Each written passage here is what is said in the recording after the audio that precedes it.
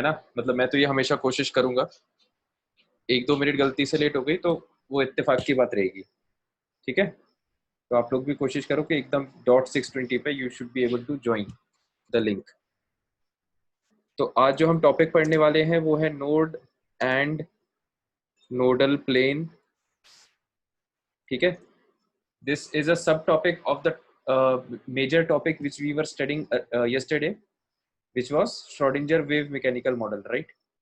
उसी का एक श्रोडिंजर के द्वारा ही डेवलप की गई एक थ्योरी है नोड्स एंड नोडल प्लेन, जो कि ऑर्बिटल से रिलेटेड है। तो देखो इसमें ऐसा है कि कल जो हमने समझा था कि जो ऑर्बिटल है ना, ऑर्बिटल एक रीजन होता है जहां पर इलेक्ट्रॉन को फाइंड करने की प्रोबेबिलिटी होती है, राइट। फिर हमने ये प्रोबेबिलिटी जो टर्म है उसको एक लॉयन वाले एग्जांपल से भी समझा था। एक लॉयन हमने ड्रॉ किया था, अगर आप लोगों को कल याद हो तो हमने एक लॉयन ड्रॉ किया था और इसको हमने एक वाइल्ड लाइफ सेंचुरी माना था, है ना। वाइल्ड लाइफ सेंचुरी की एक हाइपोथेटिकल बाउंड्री थी जो आपको चारों तरफ दिख रही है रेक्टेंगुलर फॉर्म में। तो फिर हमने कल बात की थी कि जो लॉयन है वो मेजोरिटी ऑफ द टाइम तो इसी के अंदर रहेगा, लेकिन कभी कभार वो बाहर भी जा सकता है, ठीक है। अब इसमें एक और अपन एक हाइपोथेटिकल अजम्पशन अज्यूम करते हैं कि देखो ये वाला जो पोर्शन है ना, बीच में हमने एक बाउंड्री बना दी, ठीक है। या ऐसे समझ लो बीच में हमने ये दो बाउंड्री बना दी और ये दोनों बाउंड्री कैसी है, इलेक्ट्रीफाइड। इलेक्ट्रीफाइड का मतलब सभी लोग समझते हो कि इलेक्ट्रीफाइड मतलब ये इससे इलेक्ट्रिक करंट पास कर रहा है, ठीक है। तो और अपन ने मान लिया कि यहां से ये ओपन मतलब थोड़ा सा अपन समझने के लिए अगेन वो लॉयन वाले एग्जांपल पे आ रहे हैं, है ना, नोड वाला टॉपिक समझने के लिए।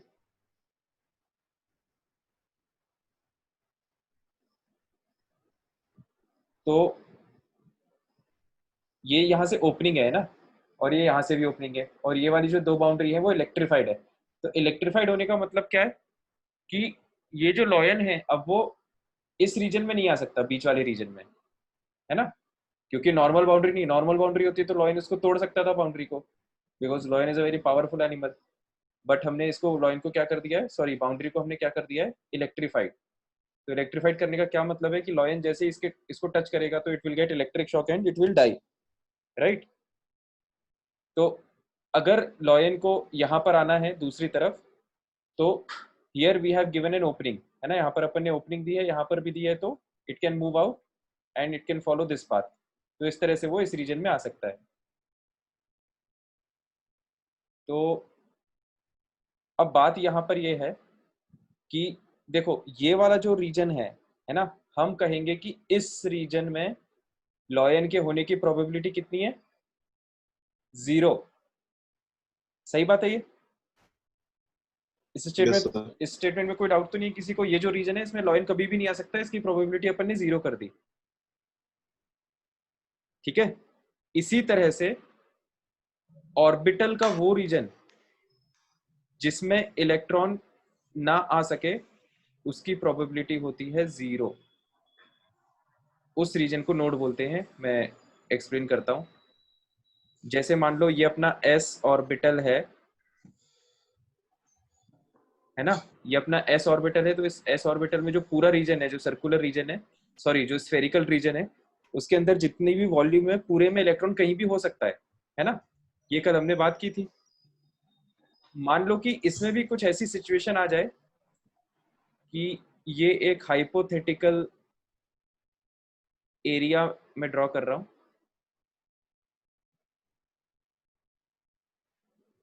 ठीक है। तो जैसा जैसे यहाँ पर इतने पोर्शन में लॉयन किसी भी कारण से नहीं आ पा रहा था, सिमिलरली अगर ये एक ऐसा रीजन है जहां पर इलेक्ट्रॉन नहीं आ पा रहा, तो हम इस पर्टिकुलर रीजन में जो मैं शेड कर रहा हूं, इस पर्टिकुलर रीजन में हम कहेंगे कि इलेक्ट्रॉन के होने की प्रोबेबिलिटी कितनी है, 0। तो इस तरह के सर वो मैंने रीजन्स को, हाँ संकेत बोलो। सर वो अभी ज्वाइन करी, मतलब आपने कुछ पढ़ाया है क्या अभी? पढ़ाया वही शेर वाली कहानी सुना रहा था यार अभी तुम्हें। मतलब कुछ इम्पोर्टेंट तो नहीं है, अभी थोड़ा लेट हो गया तो। नहीं नहीं इम्पोर्टेंट कुछ नहीं है, मतलब आ जाएगा समझ में। ये मैंने शेर वाला अच्छा। एग्जांपल समझाया, मैंने ये कहा कि ये वाला जो एरिया है वो अपन ने बंद कर दिया तो लॉयन यहाँ पे कभी नहीं आ सकता, मतलब यहाँ पर लॉयन के आने की प्रोबेबिलिटी जीरो हो गई। सिमिलरली ये वाला जो एरिया है ऑर्बिटल में, ये वाला जो एरिया है इसमें मान लो किसी भी कारणवश यहाँ पर इलेक्ट्रॉन नहीं आ सकता, तो फिर हम कहेंगे कि इस रीजन में इलेक्ट्रॉन के होने की प्रोबेबिलिटी हो जाएगी जीरो, है ना।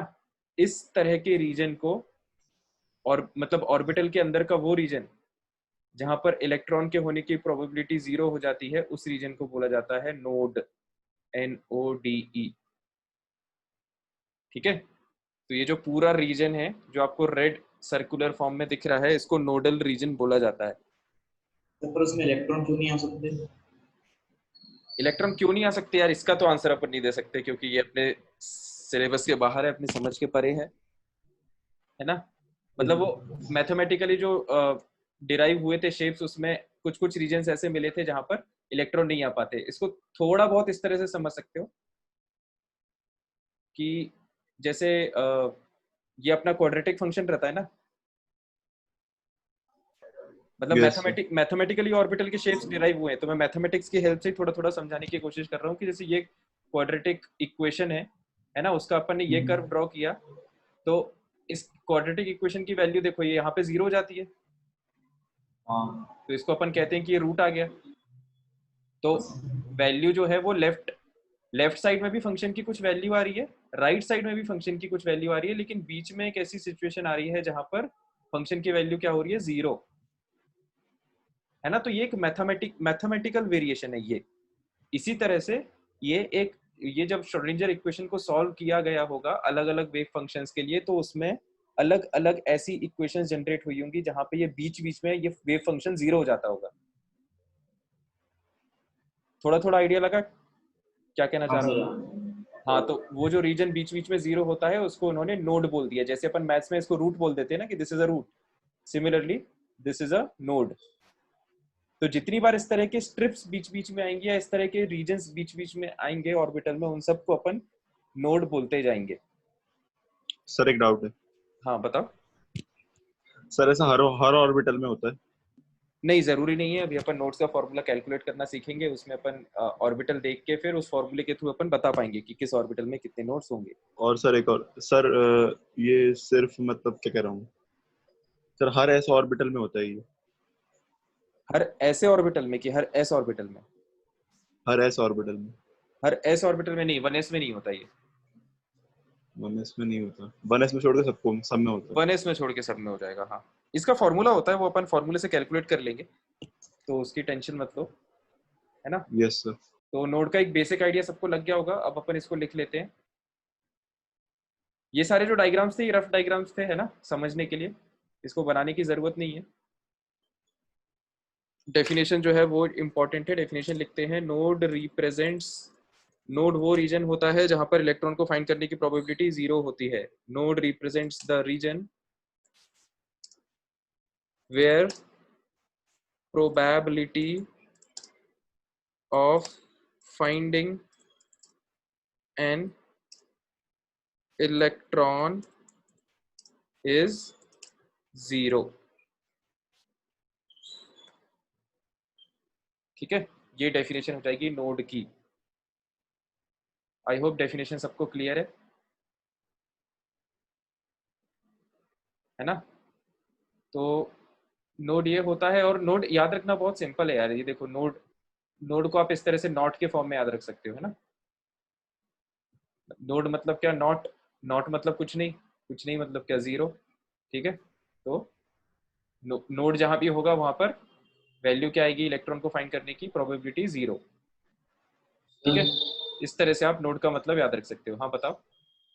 एक ऑर्बिटल में एक ही नोड होगा क्या? और एक ऑर्बिटल में कितने नोड होते हैं उसका फॉर्मूला अपन कैलकुलेट करेंगे थोड़ी देर में, है ना। Yes. जिस तरह से एक इक्वेशन में, एक फंक्शन में मल्टीपल रूट्स हो सकते हैं, उसी तरह से एक ऑर्बिटल में मल्टीपल नोड्स हो सकते हैं। ऐसा कुछ रूल नहीं है कि कितने फिक्स नोड्स होंगे, ठीक है, मतलब वो फॉर्मूले से अपन कैलकुलेट कर लेंगे। तो ये तो नोड की बात हुई। अब अपन लिखते हैं नेक्स्ट लाइन में नोडल प्लेन क्या होता है।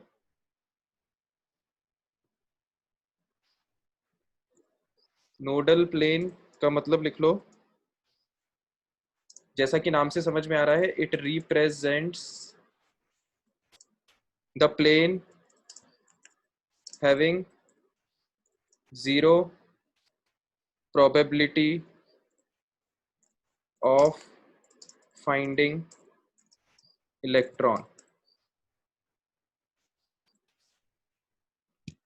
Nodal plane represents the plane having zero probability of finding electron. वो पूरा प्लेन जहां पर इलेक्ट्रॉन ना मिले उस पूरे प्लेन को नोडल प्लेन बोल देते हैं, ठीक है। जैसे जैसे यहाँ पर ये वाला जो प्लेन है, देखो मैं इसको ड्रॉ कर रहा हूँ।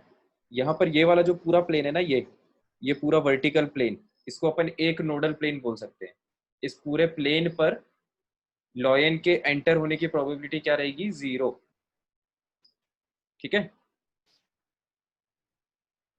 तो ये था नोडल प्लेन, सिंपल डेफिनेशन। अच्छा, इसमें एक चीज और है जो अपन को लिखना चाहिए।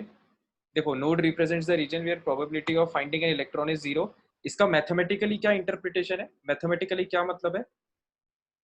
मैथमेटिकली हम कह सकते हैं कि जो साई स्क्वायर है, एक मिनट रुको, इससे पहले एक नोट करके लिख लो, यहाँ पे लिख लेना नोट, है ना। नोट में लिखो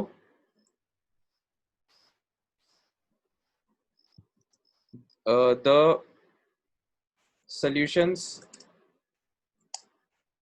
of Schrodinger equation gives 3 quantum numbers। ये तो हम लिख चुके हैं, the solution of Schrodinger equation gives 3 quantum numbers। दोबारा लिख लो। और उसके बाद एक और इंपॉर्टेंट बात यहाँ पे हमको ये लिखनी है कि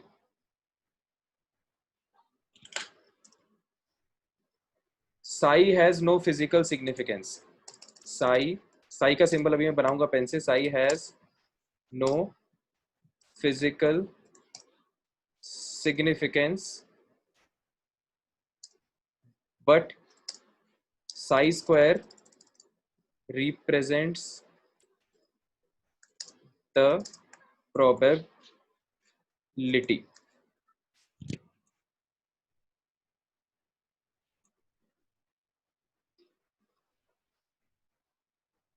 मैं एक पहले स्टेटमेंट कंप्लीट कर दूं। स्टेटमेंट ये है, psi has no physical significance but psi square represents the probability, ठीक है। तो जो साई हम समझते हैं, साई जो वेव फंक्शन होता है श्रोडिंगर इक्वेशन में, उसका ऐसा कोई फिजिकल सिग्निफिकेंस नहीं होता। फिजिकल सिग्निफिकेंस का मतलब ये है कि साई का क्या, साई एक मैथमेटिकल टर्म है, इसको हम फिजिकली फील नहीं कर सकते, है ना। फिजिकल सिग्निफिकेंस का ये मतलब है। बट साई स्क्वायर का फिजिकल सिग्निफिकेंस होता है। वो क्या होता है? Sai square represents the probability, ठीक है।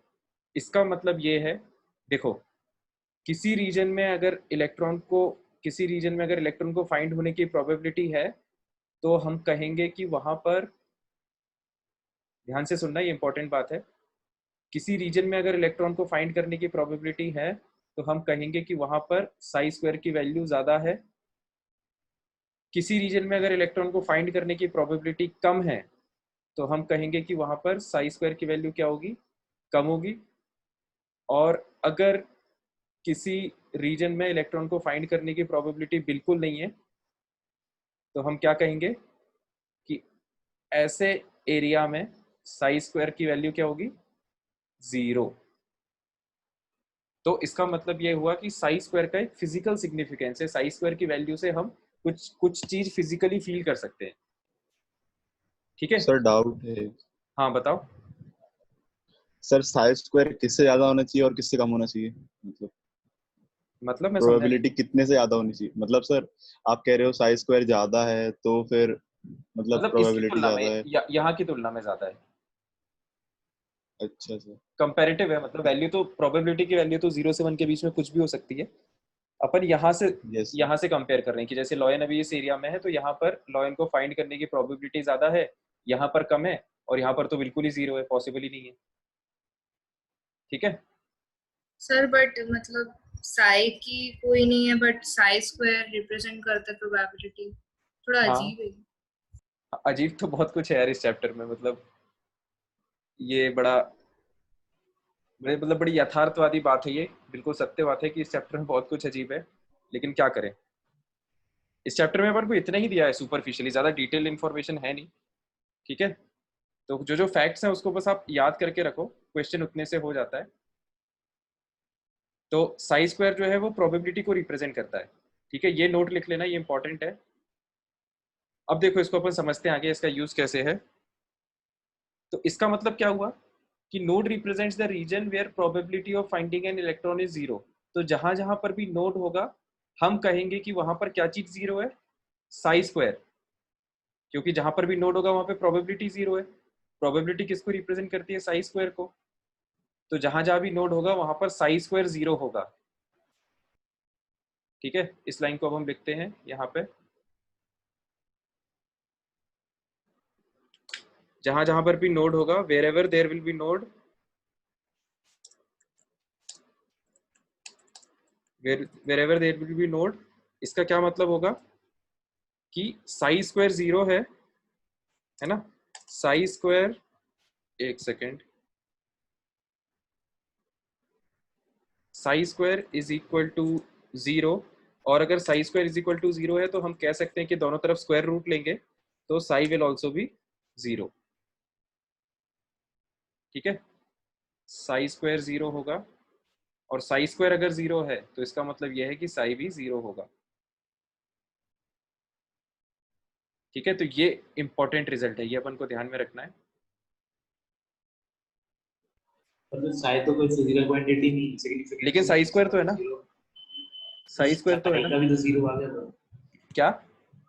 साई भी तो जीरो है, पर हाँ, साई भी जीरो है, लेकिन नोड के कारण साई कैसे जीरो हुआ है अपन ये एक्सप्लेन नहीं कर सकते, है ना। मतलब एक्सप्लेनेशन का फ्लो देखो, नोड के कारण साई कैसे जीरो हुआ है अपन ये एक्सप्लेन नहीं कर सकते। अपन इसको इस तरह से एक्सप्लेन करते हैं कि नोड के कारण प्रोबेबिलिटी जीरो है, मतलब साई स्क्वायर जीरो है, क्योंकि साई स्क्वायर प्रोबेबिलिटी को रिप्रेजेंट करता है, और क्योंकि साई स्क्वायर जीरो है इसलिए साई जीरो है।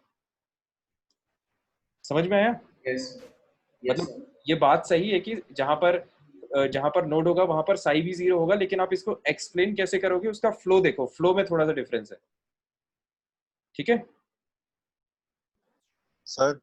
हाँ चंद्रमान बोलो। कल सर वो कल के लेक्चर से एक डाउट है सर। हाँ हाँ बताओ।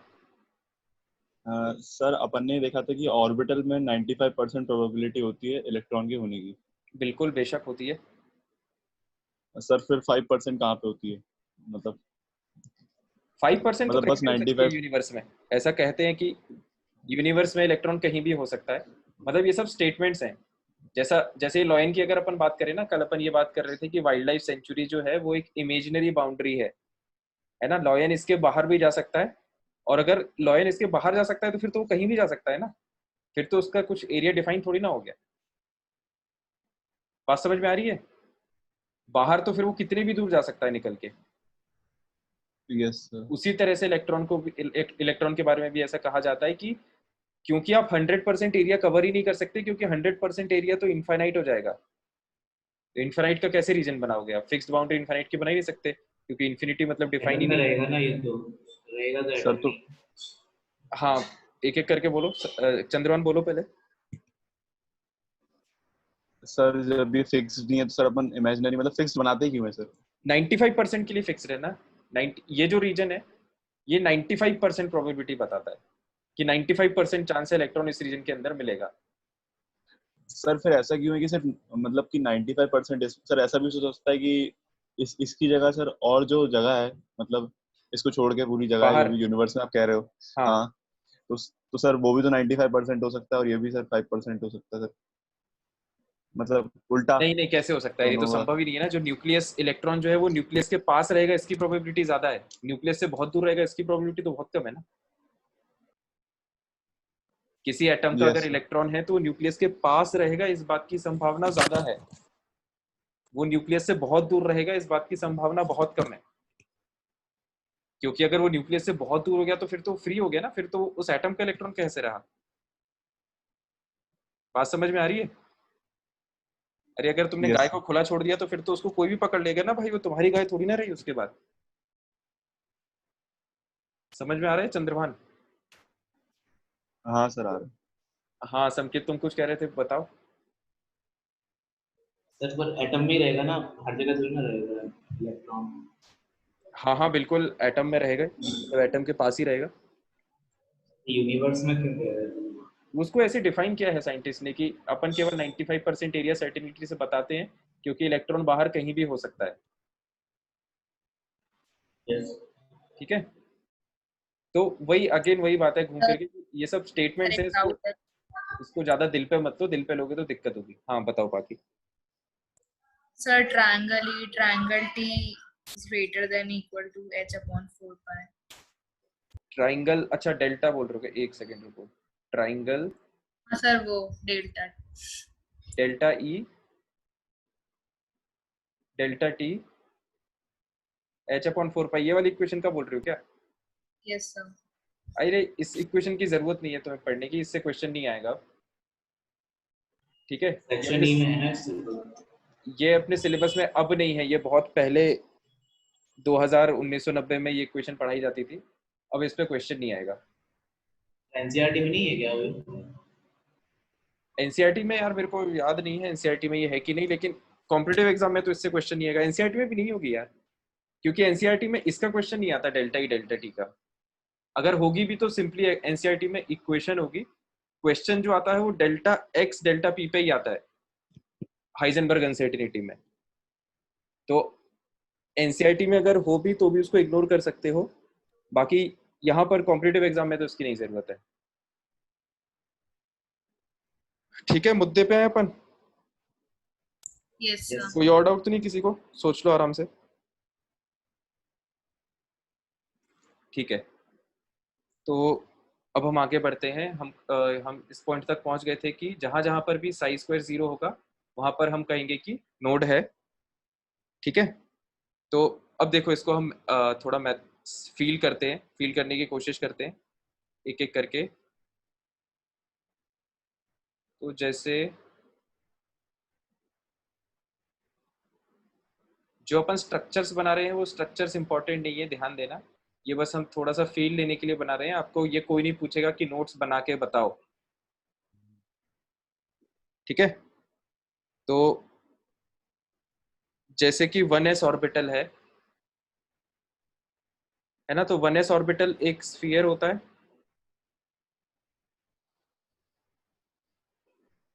एक्स एक्सिस, वाई एक्सिस और ये जेड एक्सिस। तो ये पूरा अपने आप में एक स्फीयर होता है।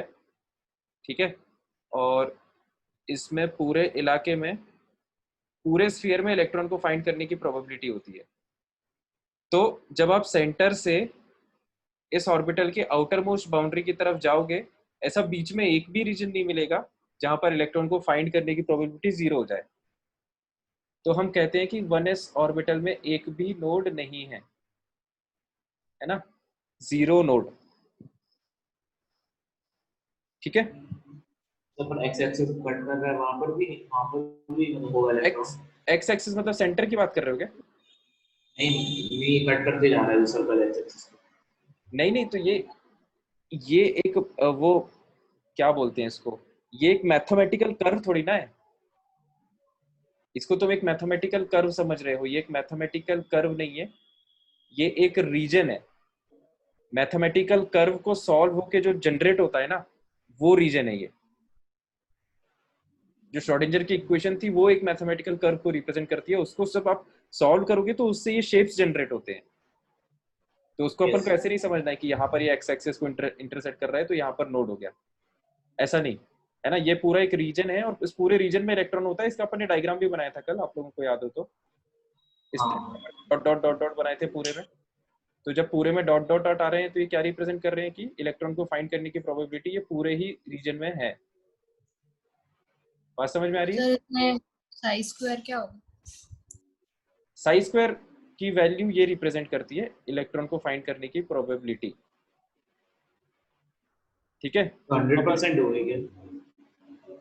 100% नहीं होगी, प्रोबेबिलिटी 100% होती नहीं है ना, अपन तो 95% तक की प्रोबेबिलिटी की बात करते हैं, ठीक है? साई स्क्वायर की वैल्यू कोई नहीं पूछेगा, ठीक है? क्वेश्चन अपन को किस तरह से आता है, अगर आ सकता है तो, वैसे तो इतने इतने हाई लेवल के क्वेश्चंस नहीं आते, ही अपन थोड़ा डिटेल, जरूरत से ज्यादा डिटेल में डिस्कस कर रहे हैं तुम लोगों को समझाने के लिए।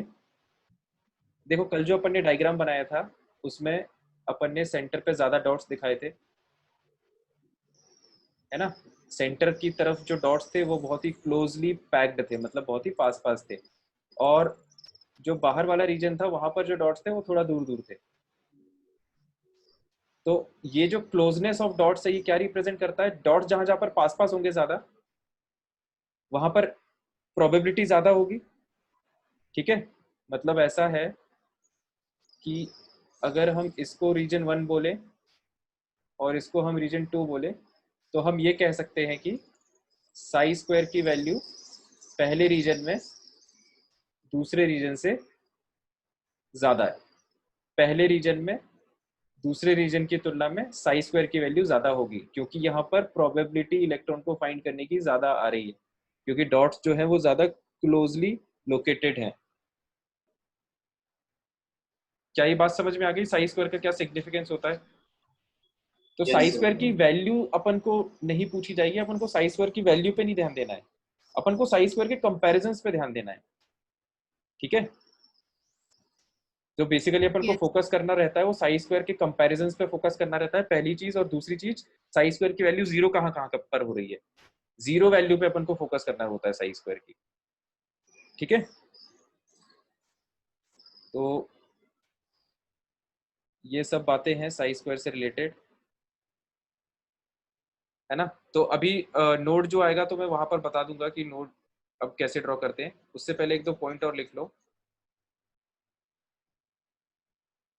टाइप्स ऑफ नोड्स लिख लो पहले, नोड के अंदर ये सब हेडिंग है,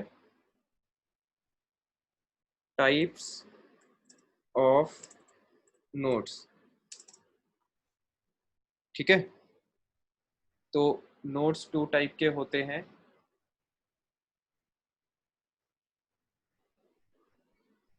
है ना? पहला होता है रेडियल नोड, रेडियल नोड, ठीक है? रेडियल नोड का मतलब क्या है, पहले डेफिनेशन लिख लो फिर समझते हैं। Spherical region around the nucleus, around the nucleus having psi square and psi equal to 0।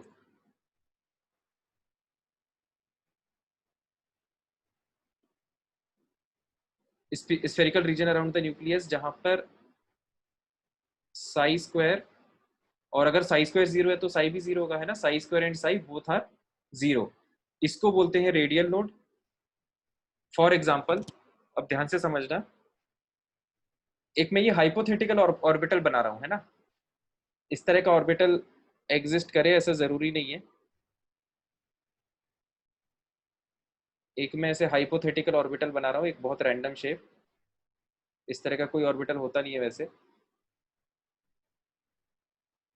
तो अब मैं इसमें नोड्स बना रहा हूँ, ठीक है? ये न्यूक्लियस है जो आपको सेंटर पे दिख रहा है,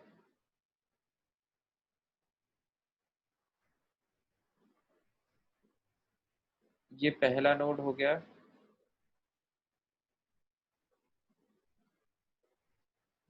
ये दूसरा नोड हो गया। ये पूरा डायग्राम हाइपोथेटिकल है, ध्यान देना, सिर्फ आपको समझाने के लिए। जो एक्चुअल डायग्राम्स है वो इस तरह के आड़े टेढ़े नहीं होते हैं, ठीक है? फिर ये मान लो ये इसकी पूरी स्ट्रिप कंप्लीट कर देते हैं, ये तीसरा नोड हो गया,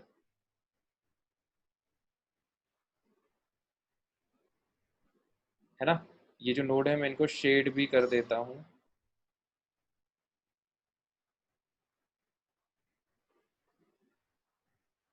ठीक है, तुम लोग को समझ में तो आ ही रहा होगा ना, ये जो 3 स्ट्रिप्स मैंने बनाई है, किसी को दिक्कत तो नहीं हो रही देखने में?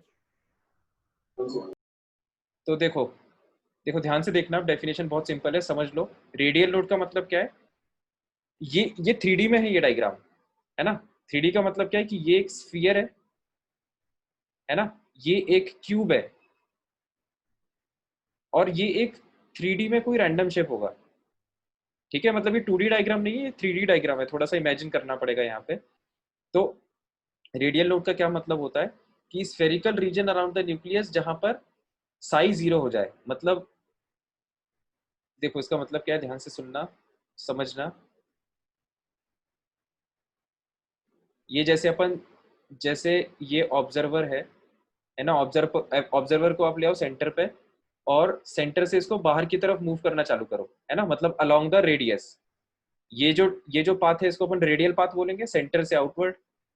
तो जब ऑब्जर्वर यहाँ पर मूव करता है तो उसको कितनी बार नोड्स मिलते हैं, या ऐसा कह लो, जब ऑब्जर्वर सेंटर से बाहर की तरफ मूव करता है एक रेडियल पाथ पे, तो उसको जितनी बार 0 प्रोबेबिलिटी रीजन मिलता है उसको रेडियल नोड बोला जाता है।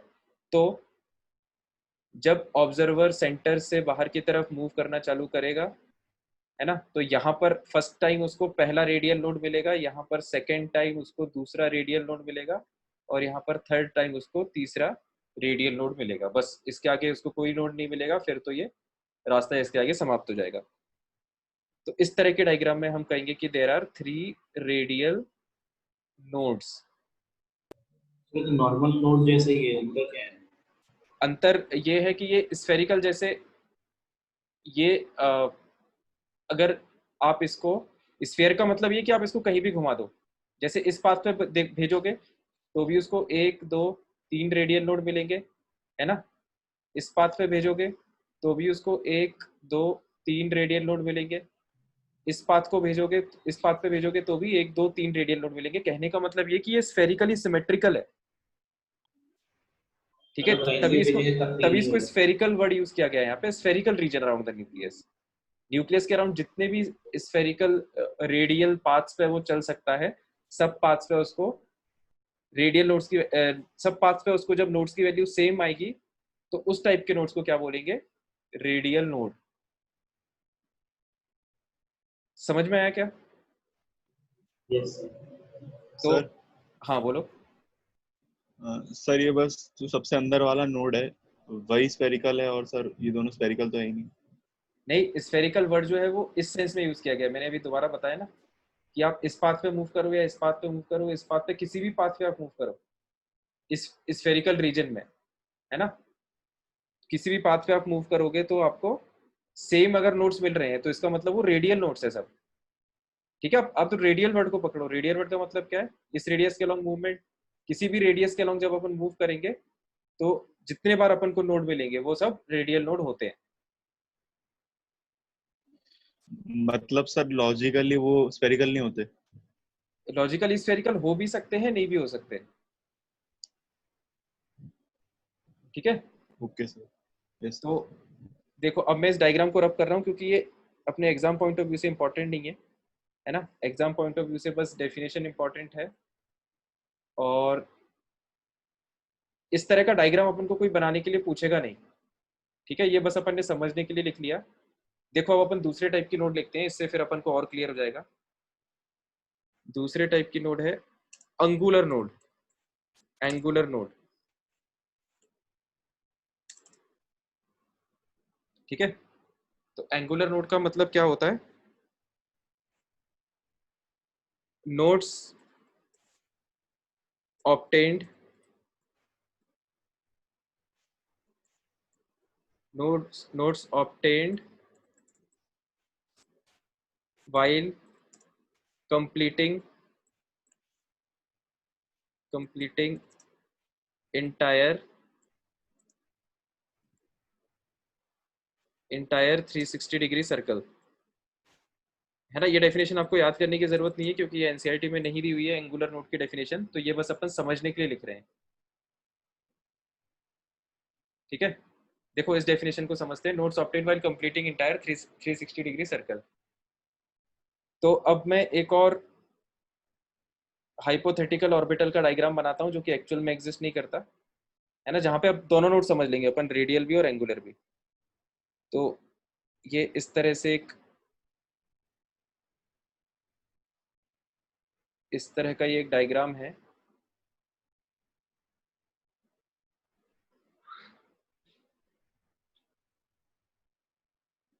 ये यहाँ पर आ जाएगा।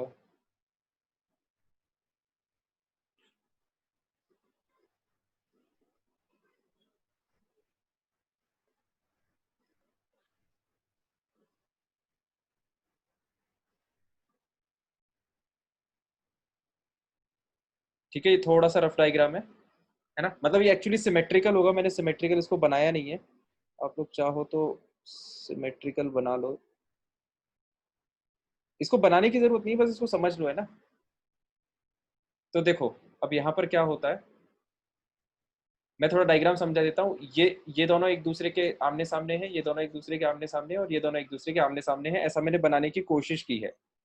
ठीक है, तो ये एक ऑर्बिटल का एक हाइपोथेटिकल शेप है ना।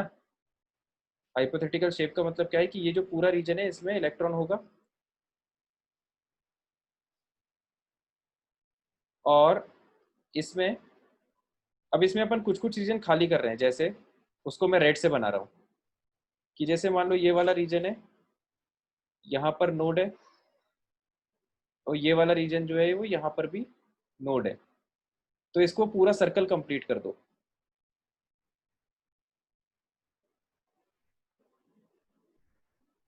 पूरा सर्कल अपन ने कंप्लीट कर दिया, और यहाँ पर भी ये पूरा सर्कल कंप्लीट कर दो।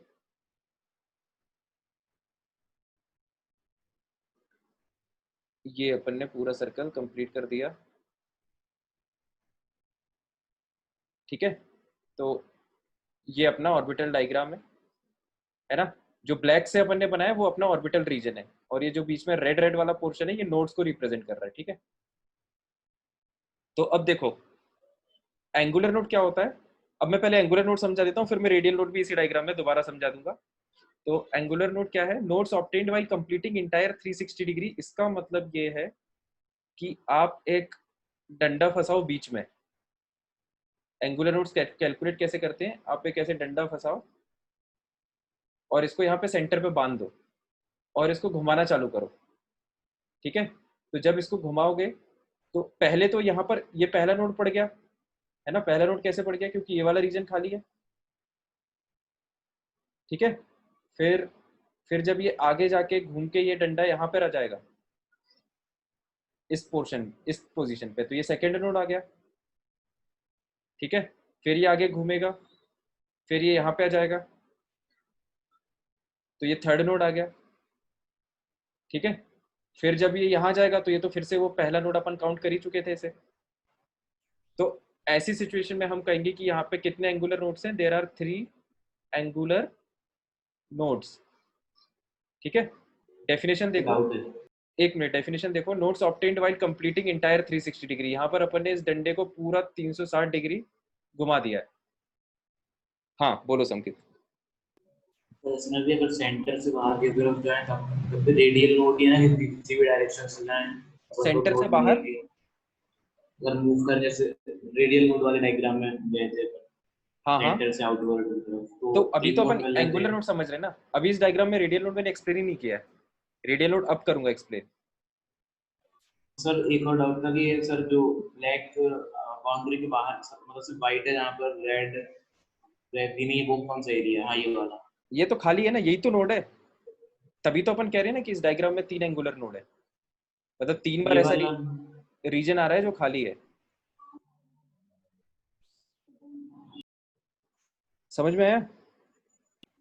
सर एक और समझा दीजिए। मतलब ये देखो, जब अपन 360 डिग्री सर्कल कंप्लीट करते हैं, ये देखो ये है अपना डंडा।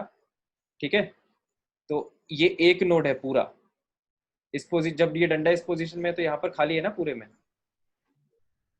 खाली है, हाँ तो ये पहला नोड हो गया। फिर आपने इसको घुमाना चालू किया डंडे को, तो जब वो यहाँ पे आएगा तो यहाँ पर इलेक्ट्रॉन मिल रहा है क्योंकि ऑर्बिटल वाला एरिया है, यहाँ पर भी मिल रहा है। जब वो यहाँ पर आ जाएगा तो देखो यहाँ पर दोबारा नोड आ गया, तो इस पूरे रीजन में दोबारा नोड है? सर जहाँ पर इलेक्ट्रॉन है और वो रेड से फिल्ड है वहाँ पर भी इलेक्ट्रॉन है कि वो भी नोड है? वो भी नोड है, लेकिन वो दूसरे टाइप का नोड है, वो रेडियल नोड है। उसको अपन अभी बाद में देखेंगे, अभी पहले एंगुलर नोड समझो। ये एंगुलर नोड समझ में आ गया? इस रीजन में इलेक्ट्रॉन नहीं है तो ये एंगुलर नोड है। हाँ सेकंड, फिर आगे अपन ने मूव किया तो यहाँ पर इलेक्ट्रॉन आ रहा है, यहाँ पर आ रहा है, पूरे में आ रहा है, फिर यहाँ पर इलेक्ट्रॉन फिर से आना बंद हो गया, तो यहाँ पर ये मिल गया अपन को तीसरा एंगुलर नोड। इस पूरे रीजन में तीसरा एंगुलर नोड है ना। फिर यहाँ पर फिर से इलेक्ट्रॉन मिलेगा, और फिर ये इसको चौथा अपन बोल नहीं सकते क्योंकि अपन पहले काउंट कर ही चुके थे। ठीक है, यस सर। तो ये अपना सर्कल यहाँ पे कंप्लीट हो गया। अब देखो यहाँ पर अपन रेडियल नोड देख सकते हैं। रेडियल नोड की डेफिनेशन क्या थी? आप तो कोई भी एक रेडियस ड्रॉ कर दो,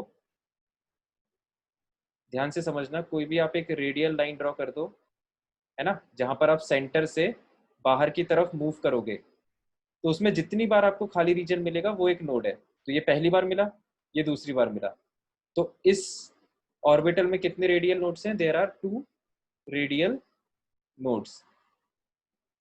ठीक है, तो जहां जहां भी अपन ऑर्बिटल को देखेंगे वहां पर पूरे में अपन को पूरे ऑर्बिटल में 2 रेडियल नोड्स मिलेंगे। तो रेडियल नोड का मतलब यह है कि आप रेडियस के अलोंग मूव करो, है ना, बहुत सिंपल है, इसके दोनों वर्ड्स याद रखो। रेडियल नोड का मतलब रेडियस के अलोंग मूव करो, और जितनी बार खाली रीजन मिले वो नोड हो गया। एंगुलर नोड मतलब एंगल के अलोंग मूव करो, है ना, एंगल के अलोंग मूव करो और जितनी बार खाली रीजन मिले वो नोड हो गया। बहुत सिंपल है, समझ में आया क्या सबको? तो जो पिछला डायग्राम था उसमें भी होंगे एंगुलर नोड क्या? उस पिछले नहीं, उसमें एंगुलर नोड नहीं होंगे, उसमें तो अपन ने उसको पूरा भर दिया था ना। सर ये 2D बस है ना? में ये 3D है, 3D मान लो इसको आप। पिछला जो डायग्राम है उसको अपन ने ऐसे पूरा भर दिया था ना, क्लोज डायग्राम था वो, तो उसमें एक भी एंगुलर नोड नहीं होगा। सर पिछला डायग्राम मैंने हटा दिया शायद, है ना? हाँ हाँ, बोलो। सर ऐसे कितने टाइप के डायग्राम्स होंगे, मतलब कितने कितने कैसे कैसे केसेस होंगे, जिनमें कैसे कैसे होते तो शेप्स होंगे? बहुत होंगे, मतलब एक्चुअल में तो बहुत होते होंगे, लेकिन जो अपने सिलेबस में अपने सिलेबस में जो ऑर्बिटल्स है ना, अपन को तो उन्हीं की स्टडी करना है बस। 1s 2s 2p 3s 3p 3d और बस, मतलब d तक स्टडी करना है हमें। ठीक है, तो ये जो देखो, अब मेरी बात ध्यान से सुनना, डायग्राम देख के नोट्स कैलकुलेट करना। अभी अपन ने वही किया है, अपन ने अभी क्या किया, डायग्राम देख के, डायग्राम को समझ के नोट्स कैलकुलेट किए, है ना। डायग्राम को देख के नोट्स कैलकुलेट करना अपने सिलेबस में नहीं है। ठीक है, अपने सिलेबस में क्या है, फॉर्मूले से नोट्स कैलकुलेट करना। तो ये बात बहुत इंपॉर्टेंट है, इसलिए डायग्राम का बहुत ज़्यादा सिग्निफिकेंस नहीं है, वो केवल डेफिनेशन की फील देने के लिए मैंने ये डायग्राम बनाया था। ठीक है, एग्जाम पॉइंट ऑफ व्यू से आप डायग्राम को बहुत ज़्यादा सीरियसली मत लेना। तो रेडियल नोड और एंगुलर नोड्स को कैलकुलेट करने के फॉर्मूले होते हैं, है ना। इस बात को अब मैं लिख देता हूँ यहाँ पे। दो ही नोड है? कैसा? दो ही नोड है सर, बहुत नहीं है? हाँ, 2 ही टाइप के नोड है अपने सिलेबस में। देखो, calculation of nodes from diagram is not important. ठीक है, ये बात मैं लिख देता हूँ, स्पेसिफाई कर देता हूँ ताकि तुम्हें बाद में कंफ्यूजन ना हो। Calculation of nodes from formula is important. Formula भी अपन आगे देखेंगे। सर ये हम कब पढ़ेंगे? ये मतलब डायग्राम से नोट्स की वो निकालना, कितने ये तो नोट्स? एमएससी वगैरह करोगे केमिस्ट्री में तो पढ़ोगे, मतलब conditions applied if you are pursuing MSc और एमटेक और पीएचडी इन अप्लाइड केमिस्ट्री। ठीक है, उस टाइम ओके पे सर, यस सर। जिसकी संभावना ना के बराबर है तो तुम उसको ज्यादा दिल पे मत लगाओ, है ना। अब अपन मुद्दे पे आते हैं वापस। तो ये यहाँ पे 2 टाइप के नोट्स हमने समझ लिए, रेडियल नोट क्या होता है, एंगुलर नोट क्या होता है। एक इंपॉर्टेंट पॉइंट इसमें ये है जो आप यही डेफिनेशन में आगे लिख लेना। रेडियल नोट को कई बार स्फेरिकल नोड भी बोलते हैं ना, ऑल्सो कॉल्ड स्फेरिकल नोड, है ना। स्फेरिकल नोड वर्ड अगर कहीं यूज हो जाए इसका मतलब वो रेडियल नोड की बात कर रहा है। तो जस्ट ये तो फैक्चुअल चीज सर है एक ऐसे। डाउट और है। हाँ बताओ। सर जब ये पक्का नहीं है कि वो स्फेरिकल रीजन होगा कि नहीं, तो सर फिर ऐसे कैसे कह सकते हैं कि वो स्फेरिकल नोड कहते ही क्यों है सर? उसे बस रेडियल स्फेरिकल नोड नोड कहना इसलिए चाहिए। कहते हैं क्योंकि जो अपने सिलेबस में जितने नोड्स है ना 1s 2s 2p 3s 3p, अपने मतलब अपने सिलेबस में जो हम ऑर्बिटल्स पढ़ेंगे उनमें जितने जितने रेडियल नोड्स हैं वो सब स्फेरिकल नोड ही हैं। मतलब उसमें तुम्हें सिमेट्री मिल जाएगी स्फेयर की। ये तो मैंने एकदम जो एक बोलते हैं ना एकदम मैंने जनरलाइज्ड केस कंसीडर किया था। जो मैंने डायग्राम बनाया था वो एकदम मैंने रैंडम डायग्राम बनाया था ताकि तुम लोग को समझ में आ जाए। ठीक है, एक्चुअल में जो डायग्राम्स होते हैं ऑर्बिटल के वो अपन ने शेप तो पिछले देखे ही थे। ठीक है, सिंपल सिंपल शेप होते हैं जैसे स्फीयर हो गया, डंबल हो गया, इरेगुलर शेप्स नहीं होते हैं, तो वहां पर अपन को स्फेरिकल सिमेट्री मिल जाती है। क्लियर हुआ सर चंद्रभान? क्वांटम नंबर में एक और बार पूरा अपन यस। वो स्ट्रक्चर पढ़ेंगे ना, ऑर्बिटल का, सब सेल का क्वांटम नंबर में एक और बार पढ़ेंगे ना पूरा, सब शेल वगैरह का स्ट्रक्चर, मतलब कैसे कहाँ पर रहता है कौन। हाँ हाँ हाँ बिल्कुल पढ़ेंगे भाई। नॉन स्फेरिकल नोड, ये बात लिख लेना। रेडियल नोड को स्फेरिकल और एंगुलर नोड को नॉन स्फेरिकल नोड्स भी कहा जाता है। ठीक है, अब रेडियल नोड्स को कैलकुलेट करने का फॉर्मूला क्या होता है वो अपन लिख लेते हैं यहाँ पे। देखो, रेडियल नोड्स होता है किसी भी ऑर्बिटल में रेडियल नोड्स का फॉर्मूला होता है n minus L minus one. N और एल अभी बताऊंगा मैं क्या होता है ना। और एंगुलर नोड्स होता है एल। ठीक है, तो जब अपन इन दोनों को जोड़ते हैं, इन दोनों को जब आप जोड़ दोगे, सम कर दोगे, तो आ जाएंगे टोटल नोड्स। तो n minus L minus one plus L, कितना आंसर आएगा? n minus one. ठीक है, n और l अभी मैं बताऊंगा क्या होता है। तो रेडियल नोड अगर पूछे तो ये फॉर्मूले से निकालना है।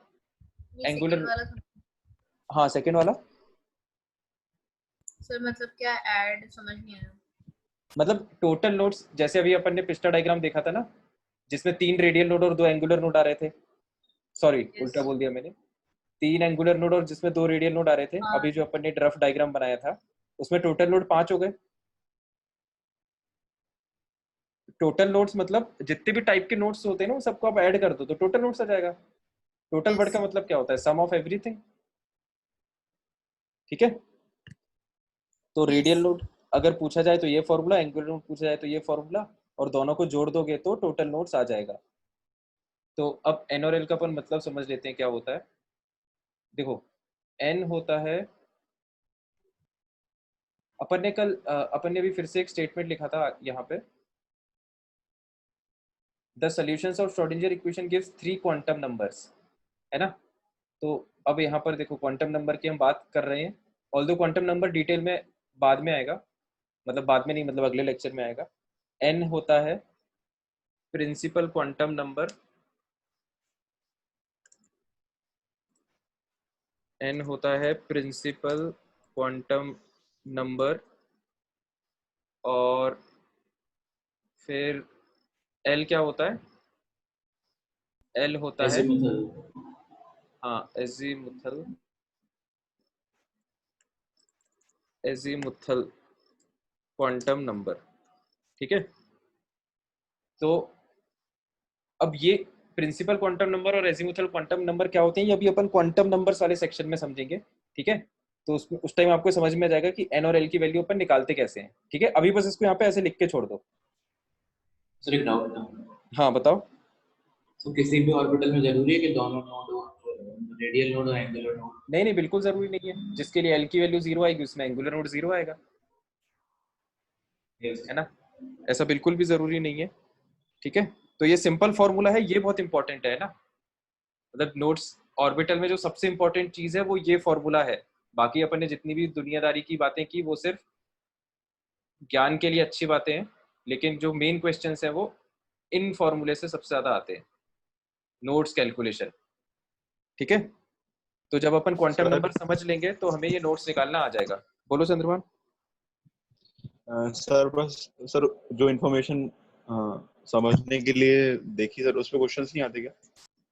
जो इन्फॉर्मेशन समझने के लिए देखी मतलब कौन सी? जैसे मतलब जैसे सर आपने बहुत सारी इन्फॉर्मेशन बताई उससे रिलेटेड जो टॉपिक्स आपने पढ़ा है ऑर्बिट नहीं उससे ऑर्बिटल में। क्वेश्चन नहीं आते। तुम तो ये मान के चलो कि जो स्लाइड में लिखा हुआ है ना, जो तुम्हें लिखा हुआ दिख रहा है स्लाइड में, वही Yes. इंपॉर्टेंट है फाइनली। ठीक है, अब ऐसा मैं नहीं कर सकता ना Yes, कि sir. केवल लिख के छोड़ दिया, थोड़ा उसको एक्सप्लेन भी करना पड़ेगा कि क्या लिखा है, क्यों लिखा है। तो इसलिए वो मैं रफ डायग्राम्स वगैरह बनाए थे, लेकिन वो एग्जाम पॉइंट ऑफ व्यू से इतने इंपॉर्टेंट नहीं है। ठीक है, तो अब हम आगे देखो, अब हम देखते हैं जैसे एस ऑर्बिटल की बात करें। एस ऑर्बिटल में अब अपन नोड्स कैलकुलेट करते हैं, है ना। 1s ऑर्बिटल,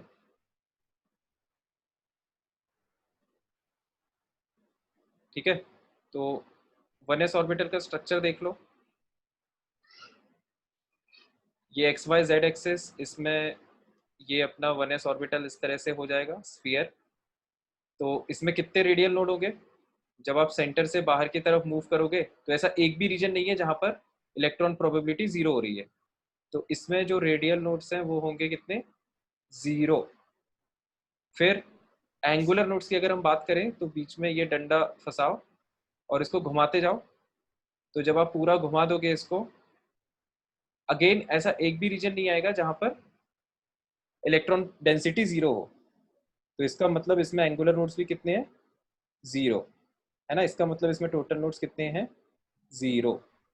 डायग्राम से कैलकुलेट करना है आपने बोला था अभी नहीं, अपन डायरेक्ट को ऐसे। डायग्राम से कैलकुलेट नहीं करना, मैं बस समझा रहा हूँ कि डायग्राम से कि अपन कैसे देख सकते हैं।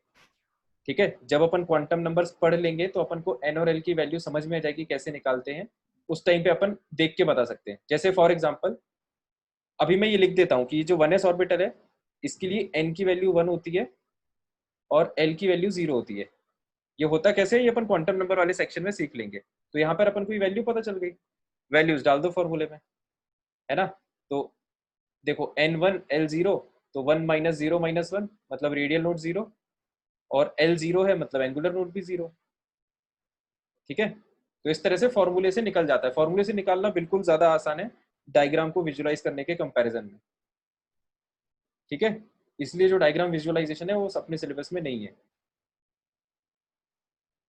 लेकिन कई बार जेई में जो बहुत टफ क्वेश्चन है उसमें थोड़ा सा डायग्राम की हेल्प लेनी पड़ जाती है, इसलिए मैं ये चीज़ तुमको समझा रहा हूँ। समझ लो, समझने में कोई दिक्कत नहीं है, बहुत ज़्यादा टफ भी नहीं है। तो ये 1s ऑर्बिटल हो गया। ठीक है, अब जो 2s ऑर्बिटल है, जो 2s ऑर्बिटल है इसका आपको शेप बनाना नहीं है ना। शेप अपन बना सकते हैं लेकिन आपको बनाना नहीं है शेप। इसका भी सेम ही होगा ना शिफ्ट तो। शेप सेम होगा लेकिन नोट्स आ जाएंगे इसमें। ये जो है इसमें इस तरह से ये होता है 2s ऑर्बिटल का शेप। अगर कोई बनाना चाहे तो बना सकता है, लेकिन फिर उसमें लिख लेना ऊपर इट इज नॉट इम्पोर्टेंट, है ना, फ्रॉम तो एग्जाम पॉइंट ऑफ तीन व्यू। सर्कल क्यों बना रहे हैं? एक मिनट में खत्म कर दूं पहले। तो इसमें जो ये वाला पोर्शन है ना, इलेक्ट्रॉन की प्रोबेबिलिटी, इलेक्ट्रॉन डेंसिटी इस रीजन में है। ठीक है, और इस वाले रीजन में है, बाहर वाले रीजन में, है ना। रीजन ध्यान से देखो, ये बाहर वाले रीजन में। ठीक है, इसका मतलब ये जो बीच वाला रीजन आपको दिख रहा है ये खाली है। ठीक है, तो ये 2s ऑर्बिटल का एक्चुअल शेप होता है ना। इसमें बीच में एक रेडियल नोड आता है। जैसे अब अगेन रेडियल नोड की डेफिनेशन फॉलो करते हुए जब आप सेंटर से बाहर की तरफ मूव करोगे तो ये बीच में एक बार इसमें नोड आएगा। So it has 1 radial node, और एंगुलर नोड तो 0 है, वो तो दिख ही रहा है सबको, है ना। एंगुलर नोड इसमें कितना है? 0। तो इसमें टोटल नोड्स आते हैं 1। ठीक है, इसको आप फॉर्मूले से भी कैलकुलेट कर सकते हो। इस 2s ऑर्बिटल के लिए n की वैल्यू 2 आती है और l की वैल्यू 0 आती है, जो अपन सीखेंगे क्वांटम नंबर्स में। तो जब आप फॉर्मूले में 2 और 0 डालोगे तो डाल के देख लो वैल्यू। 2 माइनस 0 मतलब 2, माइनस 1 मतलब 1। तो 1 रेडियल नोड और 0 एंगुलर नोड, है ना। 1 रेडियल नोड और 0 एंगुलर नोड। तो ठीक इसमें है? तीन सर, एक सर्कल doubt क्यों है। बनाए थे? एक एक करके पूछो, संकेत बोलो पहले। तो इसमें तीन सर्कल क्यों बनाए? 3 सर्कल क्यों बनाए हैं? हाँ नहीं तो ये नोड फिर कैसे दिखाएंगे अपन? बीच में खाली रीजन भी दिखाना है ना, बीच में खाली तो तो रखना सर पड़ेगा। है तो एस ऑर्बिटल है, तो शेप तो सेम हुआ ना जो बना है इसका। तो शेप तो सेम ही है ना, शेप तो स्फेरिकल है इसका भी, शेप तो स्फेरिकल ही है, लेकिन बीच में खाली रीजन आ रहा है, बस अच्छा बात ये ठीक है ठीक है, है ना। 3D दिख रहा है। हाँ 3D है। हाँ हाँ, मतलब 3D डायग्राम में ये शेप स्फेरिकल ही है, बस बीच में ये थोड़ा सा रीजन जो है वो खाली हो जाता है, इतना सा फर्क है। ठीक है, बस। तो ये था 2s ऑर्बिटल का डायग्राम। इस तरह से अपन और भी डायग्राम्स बना सकते हैं। सर मेरा डाउट, हाँ बताओ। सर जो नोड होता है सर, उसकी मतलब पोजीशन होती है, हाँ, तो उसकी पोजीशन फिक्स्ड होती है, मतलब सेंटर में होता है क्या नोड, ऐसा कुछ कि कहीं नहीं, भी हो सकता है नोड? आप डेफिनेशन फॉलो करो। डेफिनेशन क्या है कि रेडियस के अलोंग जब मूव करोगे, जितनी बार खाली रीजन आ जाए वो नोड है। सिंपल, इससे ज्यादा दिमाग अपन को लगाने का ही नहीं। तो एक रेडियस ड्रॉ करो, है ना, उस पर मूव करना चालू करो, ये एक बार खाली रीजन आ गया, एक नोड। ठीक है, फिर आगे बढ़ जाओ, अब नहीं आया तो बस टोटल एक ही रेडियल नोड। क्लियर हुआ चंद्रमान? मतलब आप जैसी डेफिनेशन लिखी है ना, एकदम वैसे ही याद रखना है इसको। ठीक है, अगर आपको डायग्राम से विजुलाइज करना है तो, जो कि इंपॉर्टेंट नहीं है डायग्राम से विजुलाइज करना। ठीक है, क्लियर हो गया ये? यस। ठीक है, तो अब इस डायग्राम को अपन हटा देते हैं। तो ये अपना नोड्स का कैलकुलेशन हो गया। इसमें क्वेश्चन लिख लो, मतलब बहुत सिंपल क्वेश्चन है। इसके क्वेश्चन बहुत सिंपल होते हैं क्योंकि फॉर्मूला बेस्ड क्वेश्चन होते हैं, और फॉर्मूला बहुत सिंपल है इसका, फॉर्मूले में कुछ कॉम्प्लिकेशन है नहीं। जैसे क्वेश्चन है, calculate total nodes total nodes comma radial nodes and angular nodes for 3D Z2 orbital. Total nodes, radial nodes and angular nodes for 3D Z2 orbital. ठीक है, ये एक ऑर्बिटल होता है, अपन ने देखा है। तो अभी क्योंकि अपन ने क्वांटम नंबर्स पढ़े नहीं है, तो मैं आपको n और l की वैल्यू बता देता हूँ, है ना। n की वैल्यू 3 है और l की वैल्यू है 2। तो इसका आंसर बता दो जल्दी।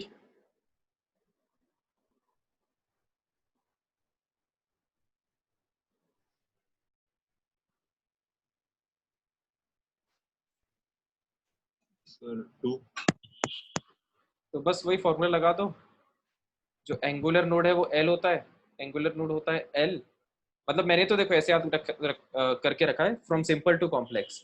तो सिंपल, सबसे सिंपल क्या है, एंगुलर नोड, तो वो l होता है, तो एंगुलर नोड l हो जाएगा। और टोटल नोड होता है n-1, तो 3 - 1 मतलब 2, है ना। टोटल नोड में से एंगुलर नोड को माइनस कर दोगे तो रेडियल नोड आ जाएगा 0। ठीक है, बाकी आपको सिंपल ये वाले फॉर्मूलेज जो अपन ने इस पेज पे लिखे, ये वाले फॉर्मूलेज लगाना है जो ग्रीन पेन से लिखे हुए हैं। ठीक है, सर टोटल नोड 2 क्यों है, मतलब पहले ही 2 कैसे कर दिया आपने? रेडियल नोड तो कैलकुलेट ही नहीं किया। क्योंकि n की वैल्यू पता है ना अपन को, n-1 से। n-1 होता है ना ये।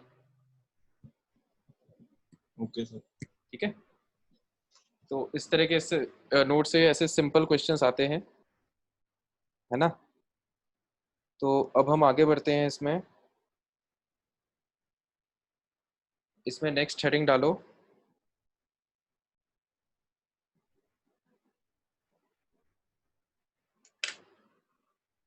इम्पॉर्टेंट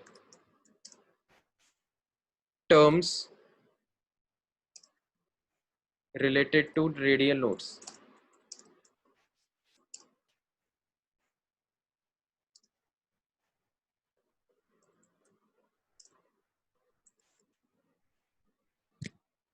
ठीक है, रेडियल नोड से रिलेटेड कुछ इंपॉर्टेंट टर्म है जिससे कई बार क्वेश्चंस आते हैं, तो ये हम थोड़ा सा ध्यान से देख लेते हैं। ठीक है, तो सबसे पहले हमको लिखना है, पहला जो इंपॉर्टेंट टर्म है वो है रेडियल, पहला टर्म है radial wave function.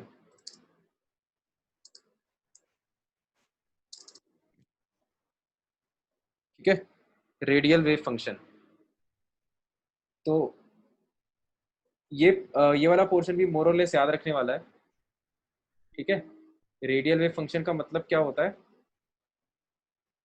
Radial wave function जो है वो हमको बस ये याद रखना है कि radial wave function is directly proportional to capital R. ठीक है, रेडियल वेव फंक्शन जो है वो कैपिटल आर के प्रोपोर्शनल होता है।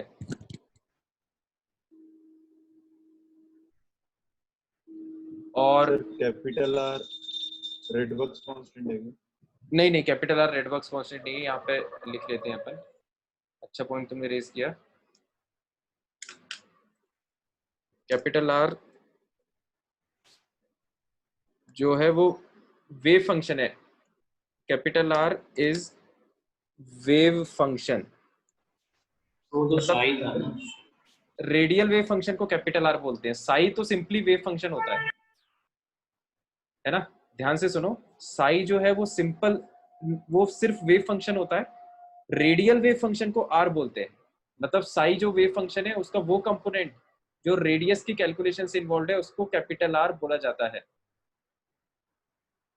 ठीक है, तो सिंपल सा मतलब ये है कि जो रेडियल वेव फंक्शन है उसी को कैपिटल आर बोलते हैं। इसको अपन ने इस फॉर्मेट में लिख लिया कि जो रेडियल वेव फंक्शन है that is proportional to capital R. इसको मैं स्टेटमेंट कंप्लीट कर देता हूं। अभी जब अपन आगे और दूसरे वेव फंक्शंस पढ़ेंगे ना तब तुम्हें समझ में जाएगा कि इसको अपन ने इस तरह से क्यों लिखा है।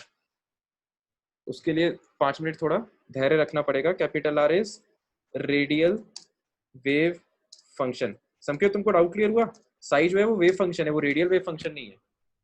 यस तो कैपिटल आर जो है वो रेडियल वेव फंक्शन है। ठीक है, अभी अगले पेज पे अभी अपन रेडियल वेव फंक्शन पे वापस आएंगे। उससे पहले हम सेकंड डेफिनेशन लिखते हैं यहाँ पे। सेकंड है रेडियल प्रोबेबिलिटी डेंसिटी। ठीक है, रेडियल प्रोबेबिलिटी डेंसिटी। तो ये वाला जो टर्म है रेडियल प्रोबेबिलिटी डेंसिटी, ये आर स्क्वायर के प्रोपोर्शनल होता है। ठीक है, रेडियल प्रोबेबिलिटी डेंसिटी जो है वो that is proportional to R square. ठीक है, और जो आर स्क्वायर है वो किसके प्रोपोर्शनल होता है? आर स्क्वायर अभी किसके प्रोपोर्शनल होता है वो अपन देखते हैं। देखो, इसका पहले अपन ऑर्बिटल डायग्राम देखते हैं।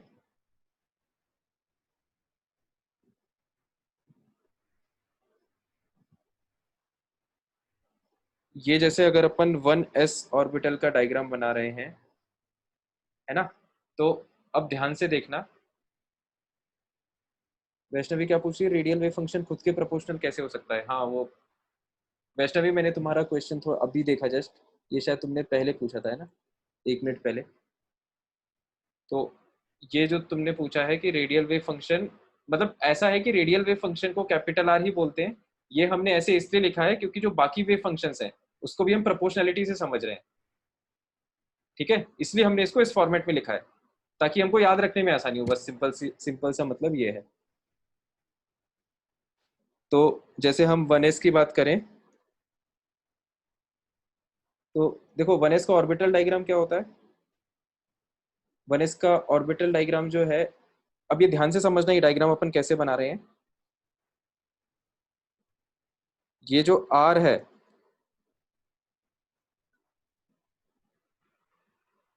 एक मिनट में इससे पहले एक ये लाइन लिख देता हूं यहाँ पे नीचे।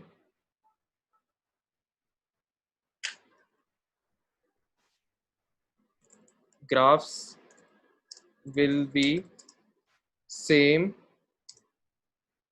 for psi square r psi square r versus r as psi square is proportional to r square, है ना। पहले मैं ये लाइन लिख देता हूँ क्योंकि ये लाइन पढ़ के तुम्हें समझ में आता रहेगा कि हम कर क्या रहे हैं।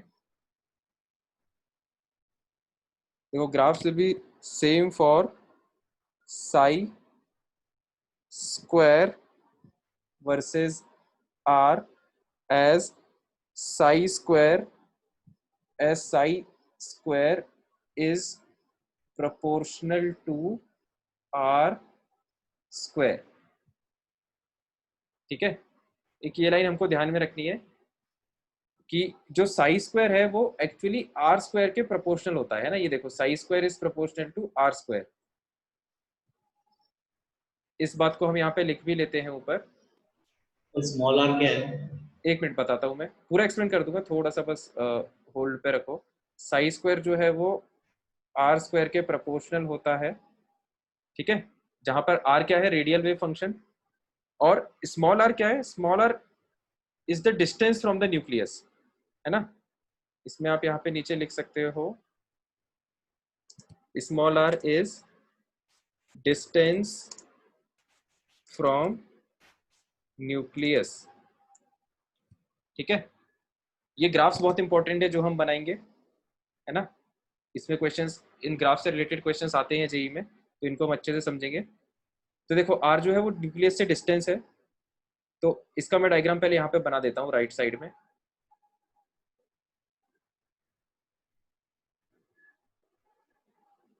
तो हम 1s ऑर्बिटल की बात कर रहे हैं, तो 1s का शेप हमको पता है, x y और ये z।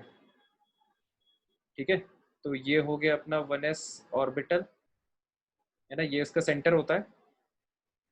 तो देखो r डिस्टेंस, r का मतलब ये है कि जब आप, ये जैसे इसका सेंटर है ना, आप सेंटर से बाहर की तरफ मूव करना चालू करो, तो जब आप यहाँ पर हो तो r की वैल्यू 0 है, जब आप यहाँ पर हो तो r की वैल्यू कम होगी, जब आप यहाँ पर हो तो r की वैल्यू ज्यादा होगी। तो r is basically distance, radial distance of that particular point from the centre, है ना। वो पॉइंट जिसपे आप बात कर रहे हो, जिसपे आपका फोकस है, उस पॉइंट की डिस्टेंस सेंटर से क्या है, वो होता है स्मॉल r।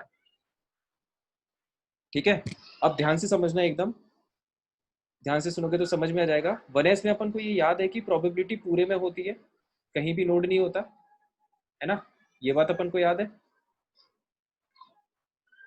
और जो है सेंटर की तरफ प्रोबेबिलिटी ज्यादा होती है ना, सेंटर की तरफ प्रोबेबिलिटी जो है वो ज्यादा होती है। और जैसे जैसे, मतलब ये इसका सेंटर है ना, ये डायग्राम थोड़ा सिमेट्रिक नहीं बना क्योंकि 3D में मैंने डायग्राम बनाने की कोशिश की है। तो देखो सेंटर, ध्यान से सुनना, सेंटर की तरफ जब प्रोबेबिलिटी ज्यादा है, प्रोबेबिलिटी का मतलब होता है साई स्क्वायर, है ना। मैं प्रोबेबिलिटी वर्ड भी लिख देता हूँ आगे ताकि अच्छे से समझ में आ जाए। Psi square is proportional to probability, ये हमने अभी कुछ देर पहले लिखा था। ठीक है, तो सेंटर के पास प्रोबेबिलिटी ज्यादा है, और जैसे जैसे आप सेंटर से दूर होते जाते हो प्रोबेबिलिटी कम होती जाती है, और एक टाइम के बाद एकदम ही लगभग खत्म होने लगती है। ठीक है, तो ये सेंटर है ना, r इज इक्वल टू 0, मतलब ये सेंटर है। अब जैसे जैसे आप सेंटर से दूर जाते जाओगे, अब देखना y एक्सिस पे अपन क्या बना रहे हैं, सब लोग एकदम ध्यान से देखना, ग्राफ समझ लोगे तो फिर दिक्कत नहीं होगी। y एक्सिस पे हमने बनाया है r स्क्वायर, है ना। r स्क्वायर का मतलब क्या है, रेडियल वेव फंक्शन का स्क्वायर, जिसको हम बोलते हैं रेडियल प्रोबेबिलिटी डेंसिटी। तो ये जो बेसिकली ये जो ग्राफ है, this is between radial probability density and distance of the point from the nucleus. तो ध्यान से सुनना, जैसे जैसे आप न्यूक्लियस से दूर जाते जा रहे हो प्रोबेबिलिटी जो है वो कम होती जा रही है। ठीक है, तो इसका मतलब जैसे जैसे, ग्राफ का शेप कैसे जाएगा, ग्राफ का शेप इस तरह से आएगा, जैसे जैसे आप न्यूक्लियस से दूर जाते जा रहे हो प्रोबेबिलिटी कम होती जा रही है। एक सेकेंड, जैसे जैसे आप न्यूक्लियस से दूर जाते जा रहे हो प्रोबेबिलिटी कम होती जा रही है, और जब न्यूक्लियस से बहुत ज्यादा दूर होते जाओगे तो प्रोबेबिलिटी बहुत कम हो जाएगी, है ना। तो ये देखो, इस ग्राफ के अलोंग जब हम मूव कर रहे हैं इस ग्राफ के अलोंग जब हम मूव कर रहे हैं, तो जब हम लेफ्ट टू राइट मूव कर रहे हैं, है ना, ये तो सेंटर है एटम का, सेंटर से जैसे जैसे हम दूर आते जा रहे हैं, ये देखो आर स्क्वायर की वैल्यू कम होती जा रही है ना, ग्राफ तो सबको समझ में आ रहा होगा। जैसे जैसे हम सेंटर से दूर जा रहे हैं, ध्यान से सुनना बहुत, आर स्क्वायर की वैल्यू कम होती जा रही है, और आर स्क्वायर किसके प्रोपोर्शनल है, साई स्क्वायर के, है ना, और साई स्क्वायर किसके प्रोपोर्शनल है, प्रोबेबिलिटी के। इसका मतलब क्या है कि जैसे जैसे हम सेंटर से दूर होते जा रहे हैं, प्रोबेबिलिटी कम होती जा रही है। ये देखो 1s का डायग्राम देखो, जैसे जैसे हम सेंटर से दूर होते जा रहे हैं, प्रोबेबिलिटी कम होती जा रही है, और एक टाइम पे बहुत ही कम प्रोबेबिलिटी बचती है, मतलब ये जो है प्रोबेबिलिटी ऑलमोस्ट जीरो की तरफ टेंड करने लगती है। ठीक है, सर एक डाउट, हाँ बताओ। सर प्रोबेबिलिटी मतलब इलेक्ट्रॉन की डेंसिटी की है? हाँ हाँ, प्रोबेबिलिटी मतलब इलेक्ट्रॉन की डेंसिटी नहीं है, प्रोबेबिलिटी मतलब तो प्रोबेबिलिटी है, उसको डेंसिटी अपन कैसे बोलेंगे, मतलब इलेक्ट्रॉन की डेंसिटी डेंसिटी की प्रोबेबिलिटी डेंसिटी है। के डॉट्स के टर्म्स में बोला जाता है, मतलब जहां पर डॉट्स ज्यादा है ना, इसका मतलब वो एरिया ज्यादा डेंस है, मतलब इलेक्ट्रॉन को फाइंड करने की प्रोबेबिलिटी वहां पे ज्यादा है। तो वही मैं बोला था, मतलब डेंसिटी जानना होगी तो हाँ, उसकी डेंसिटी मतलब प्रोबेबिलिटी भी इलेक्ट्रॉन जानना की होगी। डेंसिटी नहीं होती, वो डॉट्स की डेंसिटी होती है। ठीक है, डॉट्स की जो यस। डेंसिटी है वो अपन को इलेक्ट्रॉन की प्रोबेबिलिटी बताता है, ऐसे समझ सकते हो इसको। हाँ, ग्राफ इंपॉर्टेंट है यार, बिल्कुल ग्राफ इंपॉर्टेंट है, इसलिए अपन इतने अच्छे से इसको बना रहे हैं और समझ भी रहे हैं। ठीक है, ग्राफ आपको अच्छे से समझना है। ये वाला ग्राफ समझ में आ गया पहला 1s का, यस। इसको अच्छे से बना लो। तो डिस्कशन नहीं करेंगे? डिस्कशन आज तो नहीं करेंगे यार, अपन अगली क्लास में देखेंगे अब, क्योंकि ये टॉपिक खत्म नहीं हो पाएगा। ठीक है, ये ग्राफ सबने बना लिया। अभी टॉपिक ये थोड़ा टफ है, तो इसको अपन बीच में ब्रेक नहीं कर सकते, नहीं तो कनेक्शन लूज हो जाएगा। सर ये राइट साइड वाला ग्राफ भी बनाना। राइट साइड वाला ग्राफ भी बना लो समझने के लिए, अगर मतलब तुम्हें यस लगता है कि तुम्हें याद रहेगा तो, नहीं भी बनाओ, जैसी तुम्हारी इच्छा हो।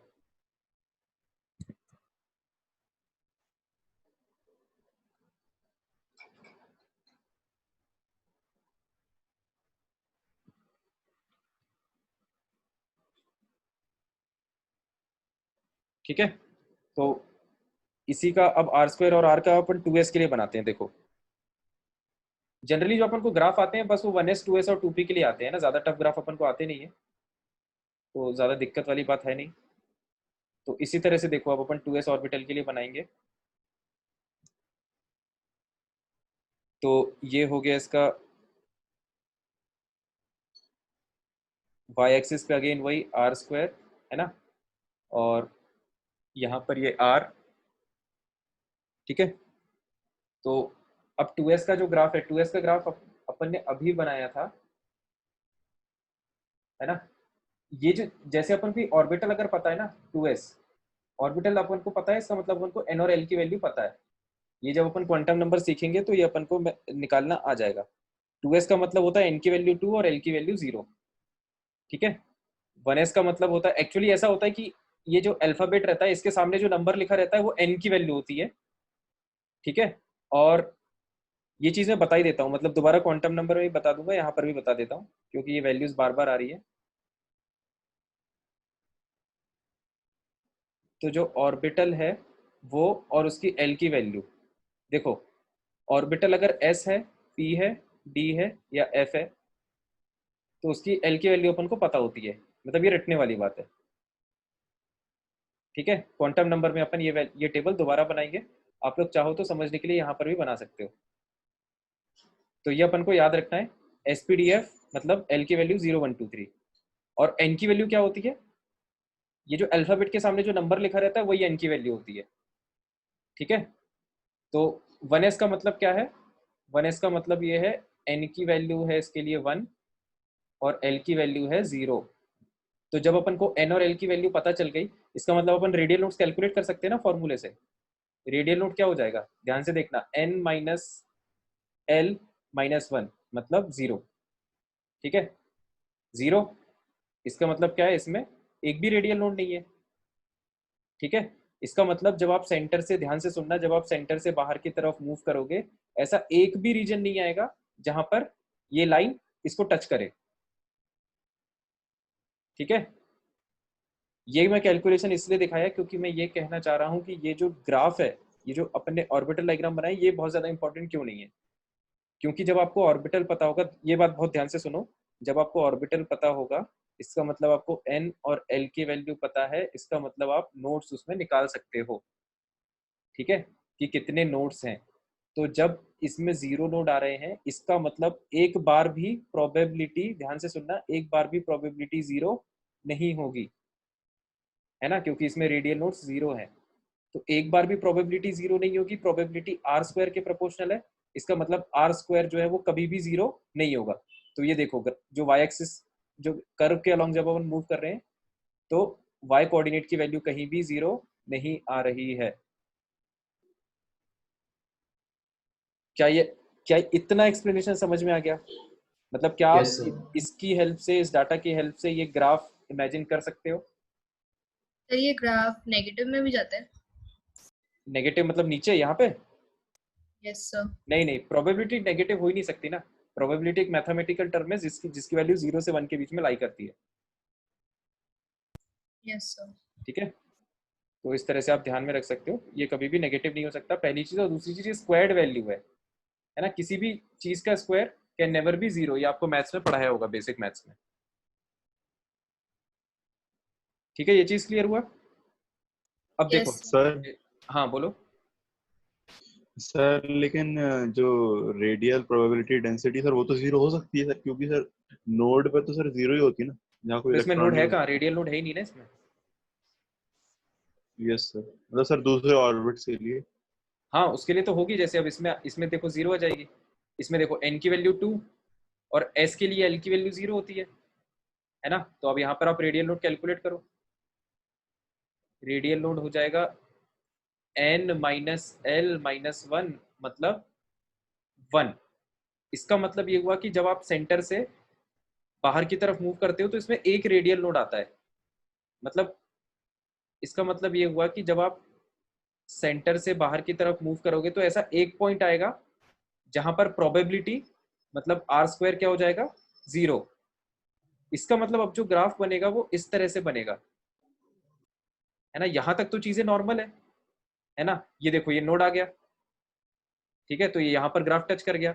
अब जैसे ही अपन सेंटर से आगे बढ़ेंगे, देखो प्रोबेबिलिटी अभी कभी 0 हो नहीं सकती, तो प्रोबेबिलिटी अब क्या होगी? बढ़ेगी, है ना, बढ़ के फिर थोड़ी देर बाद फिर से कम हो जाएगी। ठीक है, तो इस तरह से फॉर्मूले से अपन ये ग्राफ जो है वो प्लॉट कर सकते हैं। और प्रोबेबिलिटी बढ़ेगी क्यों? वो डायग्राम 2s का याद है क्या, जो अपन ने बनाया था? मैं दोबारा बना देता हूँ।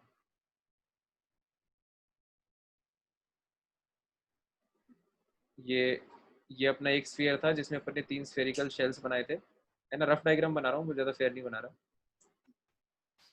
तो इलेक्ट्रॉन की जो प्रोबेबिलिटी है वो, ध्यान से सुनना, वो अंदर वाले रीजन में आ रही है और वो यहाँ बाहर वाले रीजन में आ रही थी। सही है, ये तो याद है।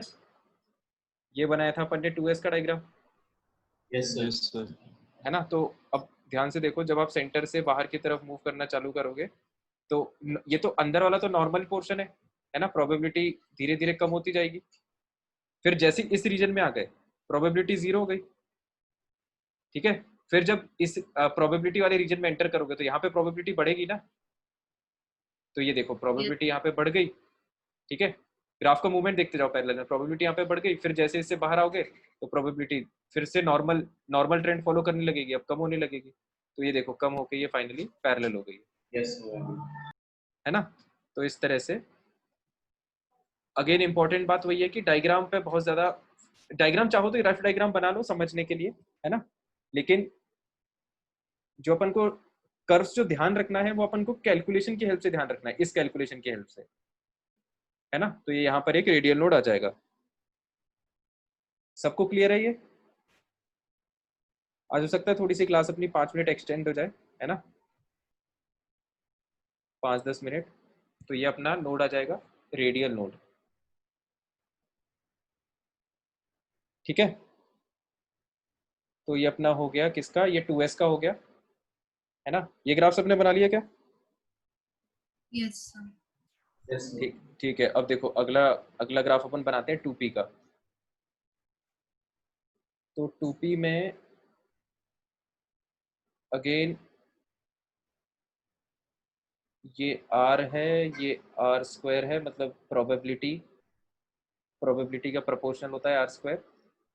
और फिर से अपन कैलकुलेशन की हेल्प लेते हैं फॉर्मूले की। n की वैल्यू 2 है ना। p के लिए l की वैल्यू होती है 1, अभी अपन ने टेबल में लिखा था। तो इनकी हेल्प से हम कह सकते हैं कि रेडियल नोड्स हो जाएगा n माइनस l माइनस 1, मतलब 0। ठीक है, इसका मतलब इसमें एक भी रेडियल नोड नहीं होता है। अब p ऑर्बिटल का शेप अपन को याद है, कैसा होता है? डंबल, है ना। मैंने बताया था शेप्स आपको याद रखते हैं, शेप्स इंपॉर्टेंट है। ठीक है, तो p ऑर्बिटल का जो शेप है वो डंबल होता है, याद है नहीं सबको? Yes sir. तो यस अब देखो यहाँ पर अपन थोड़ा सा शेप की हेल्प ले लेंगे। ये p ऑर्बिटल का शेप होता है डंबल। इसका मतलब ध्यान से देखना, जैसे जैसे जैसे जैसे अपन सेंटर से बाहर की तरफ बढ़ रहे हैं, देखो यहाँ पर प्रोबेबिलिटी मिलना चालू हो गई। इस रीजन में प्रोबेबिलिटी थोड़ा कम है ना। मतलब स्टार्टिंग में तो प्रोबेबिलिटी लगभग 0 के आसपास है, तो ये यहाँ से ग्राफ चालू होगा, प्रोबेबिलिटी धीरे धीरे बढ़ रही है। ये देखो रीजन चौड़ा होते जा रहा है धीरे धीरे, लोग फिर यहाँ पे और चौड़ा होते जा रहा है, प्रोबेबिलिटी और बढ़ती जा रही है, बढ़ती जा रही है ना। और चौड़ा होते जा रहा है, यहाँ बीच में मैक्सिमम हो गया, जो चौड़ाई है ब्रेथ देखो मैक्सिमम हो गई, तो ये मैक्सिमम पीक आ गया। अब चौड़ाई जो है वो कम होना चालू हो गई। ठीक है, ये वैल्यू ऐसे कम होना चालू होती है, फिर वही एक टाइम के बाद ये ग्राफ जो है वो आगे पैरेलल हो जाता है ना। अब इसमें अपन ने फॉर्मूला देख लिया कि एक भी रेडियल नोड नहीं है, तो अपन ने वेरीफाई भी कर लिया। देखो एक भी बार ग्राफ जो है वो ओरिजिन को छोड़ के एक भी बार ग्राफ बीच में कहीं कट नहीं कर रहा है। सर एक और बता दीजिए, ये डायग्राम राइट वाला।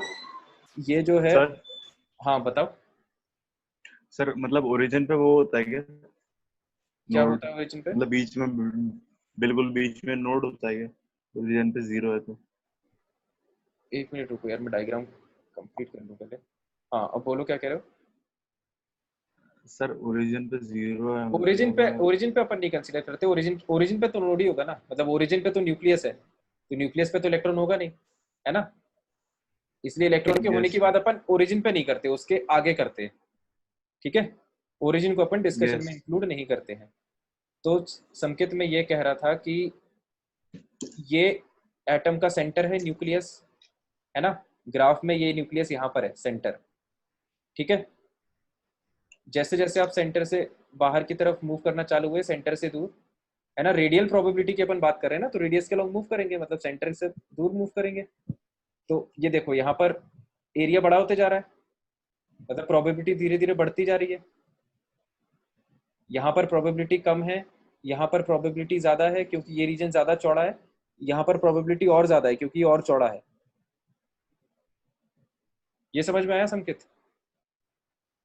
Yes sir. तो वही अपन ने ग्राफ भी वैसे ही प्लॉट किया है। यहाँ पर जब न्यूक्लियस के पास है तो प्रोबेबिलिटी थोड़ी कम है, जब दूर हो तो ज्यादा ज्यादा है, बीच में बहुत ज्यादा वैल्यू हो गई। ये देखो बीच में जब चौड़ाई सबसे ज्यादा है तो वैल्यू भी सबसे ज्यादा होगी प्रोबेबिलिटी की। ये पीक आ गया, आ गया। Yes sir. बस फिर इसके आगे फिर से ये जो चौड़ाई है इसकी कम होती जाती है ना। px py pz सबकी सेम रहेगा सबका ग्राफ। सेम शेप सेम रहता है ना, क्योंकि सबका, यस तो सबका ग्राफ भी सेम रहेगा सारे पी ऑर्बिटल्स का। ठीक है, तो ये जो है 2p का ये ग्राफ है, इसमें किसी और को कोई डाउट हो तो पूछ लो। सर ग्राफ जैसे एक्स एक्सिस पे कट करेगा तो मतलब वो नोड को प्रेजेंट करेगा ना? बिल्कुल, ग्राफ जहां भी एक्स एक्सिस को कट करेगा, इसका मतलब जैसे रूट्स होता है ना, जैसे मैथ्स में अपन करते हैं ना y is equal to X, तो जैसे ये कर्व ऐसा है तो यहाँ पे रूट हो गया। रूट का क्या मतलब होता है कि यहाँ पर y की वैल्यू क्या है, 0, है ना। फंक्शन की वैल्यू 0 हो गई इस पॉइंट पे, x की इस वैल्यू पे फंक्शन की वैल्यू 0 हो गई, तो ये अपन बोलते थे कर्व का रूट है। सिमिलरली प्रोबेबिलिटी प्रोबेबिलिटी जहां पर 0 हो जाएगी, यहाँ पर तो खैर कहीं पे नहीं हो रही, है ना। प्रोबेबिलिटी जहां पर 0 हो जाएगी उसको हम क्या बोलेंगे, नोड। समझ में आया पाखी? Yes sir. तो यहाँ पे r स्क्वायर 0 हो रहा है, तो ये एक रेडियल नोड हो गया। तो साई स्क्वायर भी हाँ हाँ बिल्कुल, क्योंकि साई स्क्वायर जो है वो r स्क्वायर के प्रोपोर्शनल होता है, ये अपन ने पहली लाइन में इसलिए लिखा था। यस। ठीक है, तो मेनली ये 3 ग्राफ्स हैं जो अपने सिलेबस में है, 1s 2s 2p। ठीक है, जिनके ग्राफ्स बनाने के लिए आ सकता है ना। 3 जो d ऑर्बिटल है उसके शेप इंपॉर्टेंट है, लेकिन ग्राफ उससे रिलेटेड नहीं आएगा क्योंकि उसका ग्राफ कॉम्प्लिकेटेड हो जाता है बनाना। अगर आपको ग्राफ बनाने के लिए आएगा तो वो केवल 1s 2s 2p का आएगा। तो फिर आज आज के लिए अपना डिस्कशन अपन यहीं पे रखते हैं। मैं तुमको बता देता हूँ कल अपन क्या करेंगे। अभी अपन ने रेडियल प्रोबेबिलिटी डेंसिटी का ग्राफ बनाना सीखा है, कल अपन रेडियल वेव फंक्शन का ग्राफ बनाएंगे। मतलब ये अपन ने पहले टर्म का ग्राफ बनाना सीखा है, फिर अपन रेडियल वेव फंक्शन का ग्राफ बनाना सीखेंगे अगेन सब तीनों के लिए, 1s 2s 2p के लिए। फिर एक और तीसरा टर्म है जो थोड़ा और कॉम्प्लिकेटेड है, उसके भी अपन तीनों के लिए ग्राफ्स बनाएंगे। ठीक है, अब मैं ये भी बता देता हूँ कि ये वाला ग्राफ अपन ने पहले क्यों नहीं बनाया रेडियल वेव फंक्शन का, ये भी समझना जरूरी है। नहीं तो कुछ लोगों को ये क्वेश्चन आ रहा होगा या आना चाहिए कि सर आपने पहले इसका क्यों नहीं बनाया। इसलिए क्योंकि साई स्क्वायर का फिजिकल सिग्निफिकेंस होता है, तो ऑर्बिटल के डायग्राम जो अपन को याद है उसकी हेल्प से अपन समझ सकते हैं कि प्रोबेबिलिटी कहाँ पर ज्यादा होगी कहाँ पर कम होगी। बात समझ में आ रही है? हाँ सर। तो फिजिकल Yes. सिग्निफिकेंस है इसलिए अपन ने Yes. ये डायग्राम समझते समझते ग्राफ बना दिया। अब जब अपन को आर के रिस्पेक्ट में ग्राफ बनाना होगा तो अपन क्या करेंगे, इस इन्हीं ग्राफ्स का क्या ले लेंगे, स्क्वायर रूट, है ना। आर स्क्वायर की जगह अपन Yes. जब अपन को आर का ग्राफ अपन कल बनाएंगे तो इन्हीं वैल्यूज का अपन स्क्वायर रूट ले लेंगे, है ना। मतलब वो एक मैथमेटिकल स्टेप हो जाएगी उसके बाद, सिंपल। आर भी शाई का वो होगा, डायरेक्ट प्रोपोर्शन होगी। हाँ, आर जो है वो साई का प्रोपोर्शनल होगा, बिल्कुल। ठीक है, तो Yes. यहाँ से फिर अपन अपनी कहानी कल आगे बढ़ाएंगे। तो मीनवाइल आप लोग अपना वो डिस्कशन सेक्शन ही तो बचा ही था, तो उसको अपन कल डिस्कस भी कर लेंगे। और ये टॉपिक Yes. क्योंकि अभी खत्म नहीं हुआ है तो सेक्शन एफ अभी होमवर्क में नहीं रहेगा। किसी को कुछ और पूछना हो कल तो पूछ लेना, ठीक है। और सर सबका जब चैप्टर एंड होगा आप इधर पूरा समराइज कर देना सर शुरू से। हाँ हाँ वो तो करेंगे ही, अपन करना ही पड़ेगा वो तो, ठीक है। यस। तो ठीक है, फिर अपन मोल के क्वेश्चंस कर लेना अगर किसी के पास टाइम हो तो, है ना। और पूछ लेना मुझसे डाउट्स वगैरह जो भी है। एक्सरसाइज 2 हो गई, 3 स्टार्ट कर दो। एक्सरसाइज 3 स्टार्ट कर दो। हाँ, एक्सरसाइज 3 बहुत इंपॉर्टेंट है क्योंकि उसमें आईआईटी और उसके मेंस के क्वेश्चन है, तो उसको आप लोग करते जाओ और मुझसे पूछते जाओ, ठीक है। यस चलो ठीक है सर फिर। हाँ बोलो। सर मैं संडे को पूछ लूं सर मोल के डाउट्स, हाँ हाँ कभी क्योंकि भी, सर वो स्कूल की क्लासेस रहती हैं। एनी टाइम कभी भी पूछ लो, है ना। यस ठीक है, तो फिर अपन मिलते हैं नेक्स्ट क्लास में। Goodbye Thank you, students, sir. Good night everyone, Thank you, sir. Thank you sir. Welcome everyone.